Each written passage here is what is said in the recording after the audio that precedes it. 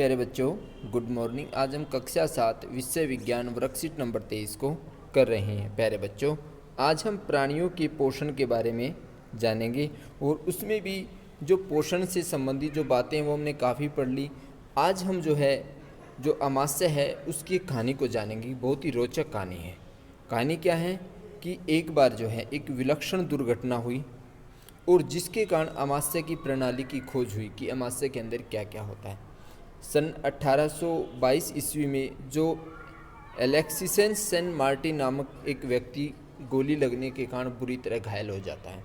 जब वो घायल हो गया तो उसकी अमाशय में एक छिद्र हो गया और उसे एक डॉक्टर था जिसका नाम था विलियम ब्लूमांट, उसके पास में ले जाया गया। उस डॉक्टर ने उसकी जान तो बचा ली, किंतु जो उसका अमाशय था जहाँ पर गोली लग गई थी उस छिद्र को अच्छी तरह से भर नहीं पाया। तो उसने क्या किया, उस छिद्र पर एक पट्टी लगा दी और उसकी कार्य प्रणाली को देखने लग गया कि अंदर क्या क्या हो रहा है।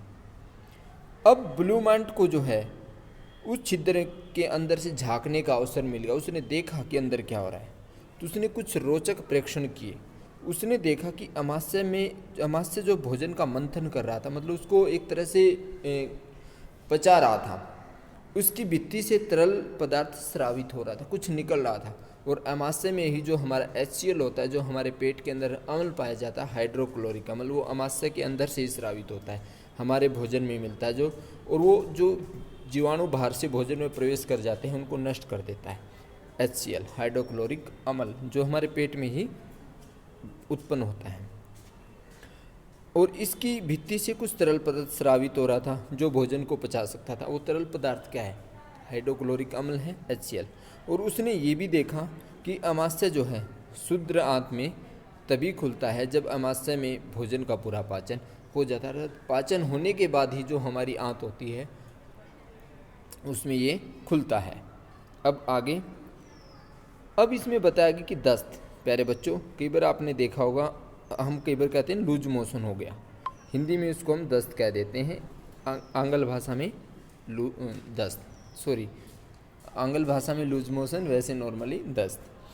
वह स्थिति जिसमें व्यक्ति कभी कभी जल रूपी पतले मल के बार बार निष्कासन की आवश्यकता होती, बार बार मन करता है कि जाके टॉयलेट में जाऊं, फ्रेश होकर के आऊं, उस स्थिति को हम कहते हैं दस्त।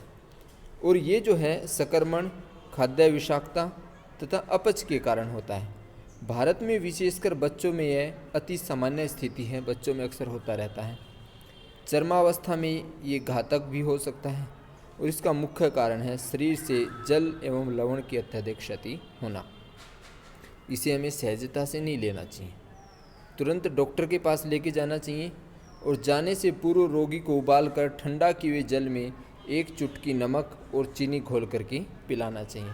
इसे हम जीवन रक्षक घोल या फिर ORS भी कहते हैं।